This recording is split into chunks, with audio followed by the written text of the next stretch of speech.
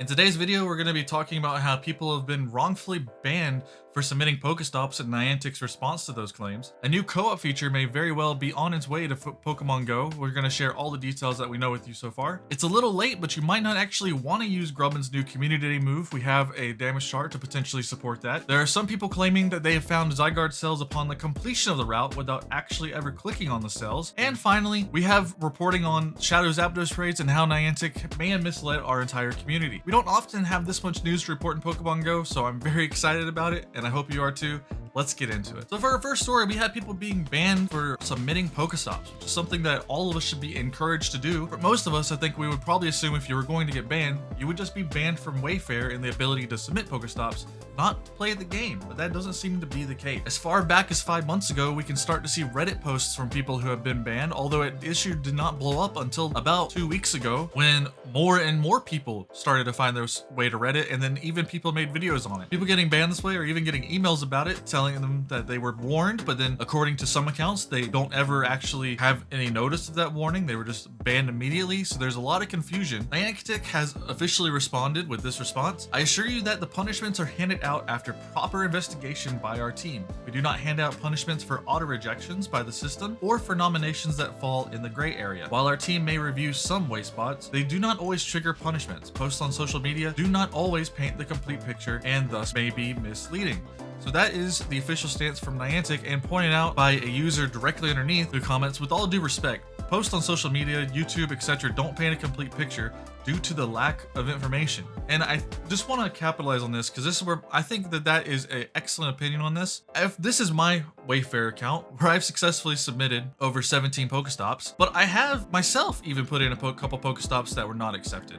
And so the idea that if I happen to do a few too many in a row that I fully heartedly believed had met the criteria and were found not to meet the criteria, that I would get a ban in the game is kind of unsettling and has led many people to believe that they should just stop using the Wayfarer system out of fear. So after this issue started blowing up in the same comment thread where Niantic responded, we have another person who said that they got in contact with one of the people who had been showing off that they've been banned that has started this kind of uproar on social media. And they claimed that very bluntly, all of the recent submissions they had before they got banned were utter garbage and had no gray areas for possible eligibility. Leaves me to believe that if you truly are understanding the eligibility and not trolling, you probably won't have any reason to be worried, but there is always that worry in the back of my mind for some people, and I understand. So let me know what your thoughts on this story are in the comment. For our next story, we have an exciting potential feature coming to Pokemon Go. It's being described right now as a party play feature in which you might be able to have up to 4 people visible within your game. You could be doing routes,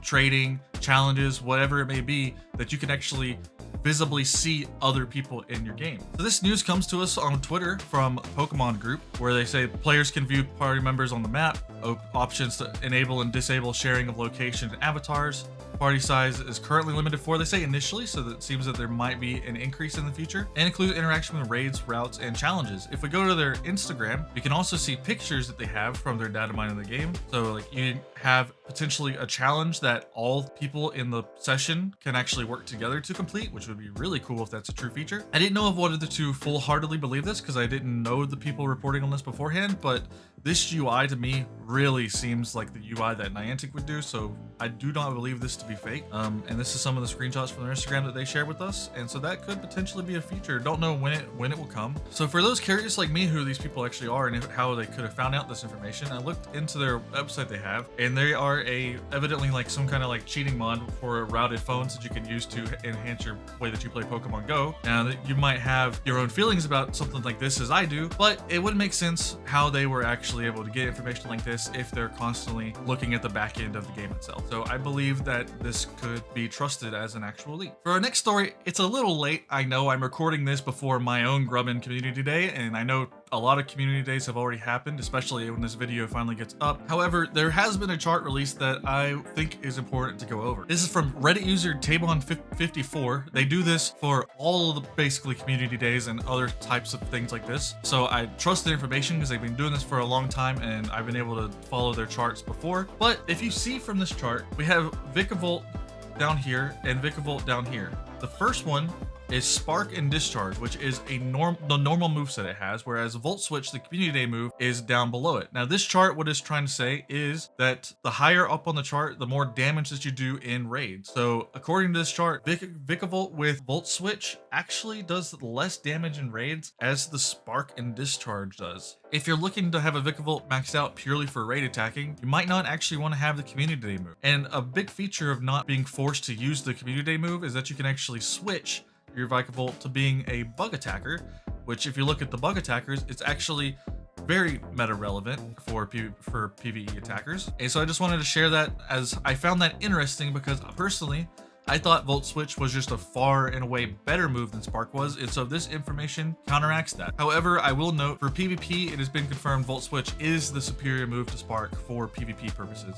But for people like me who are more interested in PvE than PvP, Spark might be the way to go. For our next bit of news, this is something that is probably the most speculative that we've discussed today, but it's something that I really want to be true, so I wanted to share it with you. According to users on Reddit, we can now potentially have Zygarde cells rewarded to us upon completion of a route without actually having to see it and interact with it. This thread started by user CSCoGo shows right here where they have ended a route and the cell completion comes up, and they claim that that is exactly what happened to them. And going through the comments, there are other people who have said that it has worked for them, but there's a lot of people who also say that it hasn't worked for them. So like I said before, this is very speculative, and I'm standing with this user. I want this to be true.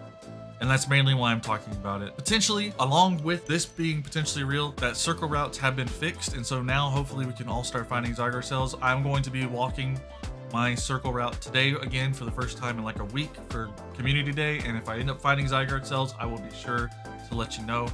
But I think overall, routes might be coming to a point where we actually can be very excited about them, especially with the updates that they are continuing to promise that are not even these ones. And for a final story, Niantic had led us to believe that for the entire season of Adventures Abound, we would be able to encounter Shadow Zapdos on the weekend, just the same way that we encountered Shadow Articuno every weekend for the entire previous season. However, that might not be the case. Once again, just to prove my point there, this is the Adventure Abound's announcement, and for Shadow Raids, it only mentions Shadow Zapdos. There's no mention of anything else. Except now, we're finding out that for the entire month of October, it will no longer be Shadow Zapdos at all, and it'll be Shadow Moltres. And this is being confirmed by Niantic support saying, "Greetings, trainer. Shadow Zapdos will not be available during raids in October. Instead, you can encounter Shadow Moltres." We hope that this clarifies, which does clarify. So we don't know why they changed their mind, but maybe they also agreed that the rotation was too slow. But anyway, now you're prepared. Moving forward, we will have Shadow Moltres in October. If you want Shadow Zapdos, there's only probably one opportunity left. And I hope that you get a shiny one or whatever you're looking for. But anyway, that'll wrap it up for today. If you like this video, please consider subscribing. There's going to be a lot more content coming to this channel.